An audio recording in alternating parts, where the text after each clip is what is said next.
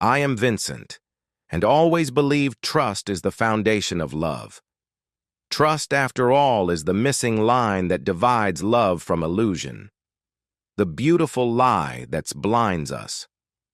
It suddenly became very real for me when I was actually engaged to a woman named Casey. After years together, I was sure we were progressing through a solid future together. But it all came undone the night I found out she was still seeing someone else. That changed my life upside, and I feel the need to share how it happened. I met Casey at a housewarming party of a mutual friend. What started as a casual conversation turned into an in-depth conversation for hours. We hit it off and exchanged numbers before the night was over.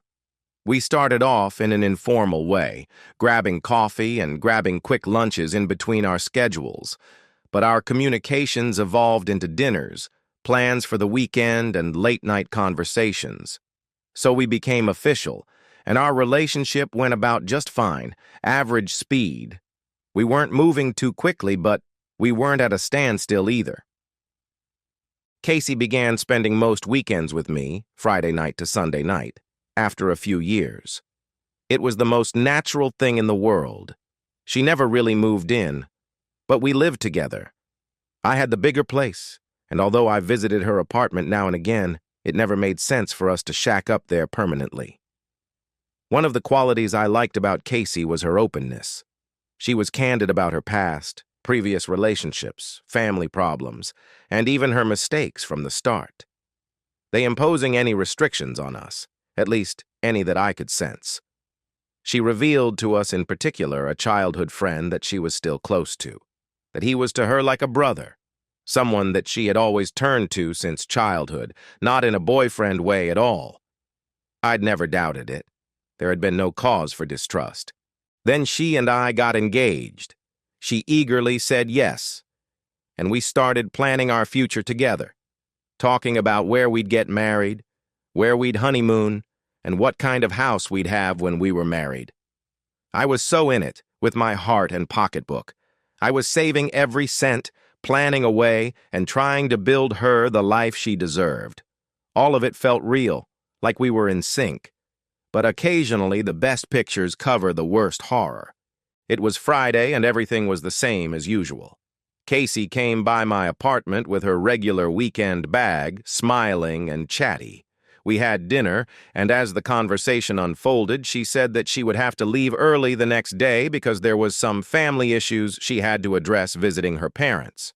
I didn't ask for further details, not out of insensitivity, but because I'd always tried to give thought and space to her privacy about the aspects of her life she didn't want to elaborate on. She had never lied to me before, so I had no reason to question her now. We were watching a movie after dinner, snuggled on the couch amidst stolen glances. At the halfway point, her head leaned softly against my shoulder and she fell asleep, the way she had so often when tired. I put my arm over her back, gave her a place to lie down, where she could watch the movie and nuzzle her head or go to sleep on my shoulder. But all through, her phone also burst with incoming messages. No sounds, just the screen flashing on and off at intervals. Since the other numbers looked similar, I figured it was some sort of a group chat thing or something equally innocuous.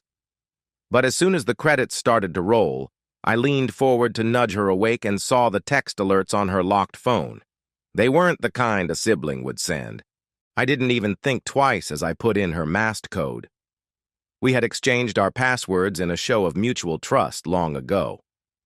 I unlocked the phone, and I prospected nothing until I found the revelation that shattered my world. They were from her old friend from childhood, and they were raffles with flirtation, with care, in-jokes that made no sense to me. Details were scheduled, preparations set for the next day. One stood out to me. "Can't wait to see you tomorrow." Her response was the heart emoji and a text. I told him I'll be at my family's. We're good to go. That message had just been sent hours before while we were at dinner together. I decided not to wake her and just sat there, staring at her as she slept unaware of the war waging within my heart. My heart was empty, and I had hundreds of thoughts running through my head. For how long had this been going on? Was I too blind to see the writing on the wall? Was I not enough for her? Why did she have to lie to me just to be with someone else? She woke up the next morning and everything seemed fine. She kissed my cheek, brushed her teeth, and started packing her bag, saying how much she was going to miss me and how she wished the weekend could last longer. Not now, I hardly muttered, her words sounding rehearsed, practiced for her secret venture. At one point, she stopped, glanced over at me, and asked, "Are you all right?" I just shrugged and responded with something tepid. She laughed, thinking I was in one of those moods that I tended to have, making fun of me that I already missed her. I gave a feeble smile, but inside, I was drowning under the burden of my mute reflections. As she began to close her bag and walk toward the door, I followed suit, clinging to our ritual. I would open the door, and she would kiss me or give me a smile and then go on her way. But this time, as she passed through the doorway, I changed the protocol. Instead of saying a casual goodbye, I looked into her eyes and said, "Good luck on your date." Her face changed immediately, puzzlement flooding through her expression. She faltered, "Wait, huh? What are you talking about?" She trembled and her voice faltered, but I nodded my head kindly, with a gesture of my hand for her to cease. I informed her that I didn't need to hear it, and pushed the door shut behind me. And as I walked away, something inside me closed off as well. The silence was short-lived. Almost at once I heard her rap, loud, frenzied, as though she would like to reverse the world and did not know how a certain thing had happened. The knocking turned to soft sobs, and soon she was calling out through the door, her voice breaking as she begged me to listen. My phone buzzed relentlessly with incoming texts. I didn't have to look to know who was contacting me. But I did look, and as anticipated, the calls kept coming. "Please open the door. Let me explain. It didn't mean anything. I'm not going anymore. I'll cut off anyone you want. Just open up." I sat on my bus, my eyes fixed on the phone, the messages flooding in, but the words seemed to make no sense. She said that everything she did was irrelevant. But if that were so, why the lies? Why the secrecy? And when planning an entire weekend with another man under the guise of visiting the family, my brain was locked up inside, running the same questions over and over again. Was the whole relationship just an illusion? Had she truly loved me as I had loved her, or was I just the person who helped her find stability while she worked through her feelings for someone else? Maybe he had always been in the background. Did she really get over him? Or was I just a time filler? I chose silence. I didn't open the door and I didn't respond to her texts. After hours of crying, knocking, and begging, she finally left. But that is all so much pulling back, because the days to come were torturous. In the morning, especially the first couple days, I woke up to an inbox full of unread messages. She was no longer trying to hide the fact that she was desperate for a baby. Her texts were blunt, brief, and came at all times of the day. "Please talk to me. I didn't mean to hurt you. Let me explain. I miss you." One late night, she wrote, "I know I don't deserve a second chance, but I will keep asking until you tell me to stop." I never blocked her. I hardly ever opened her texts. I'd look at them on the lock screen and set my phone aside. The instinct to react was always there, of course. I had loved her so, but always, when I was on the verge of melting, I thought of her betrayal, of the lie that had crushed my faith. And then, one weekend, there was another knock on my door. I hesitated before moving. I sat on the couch waiting for her to eventually depart, but she persisted. There was a pause.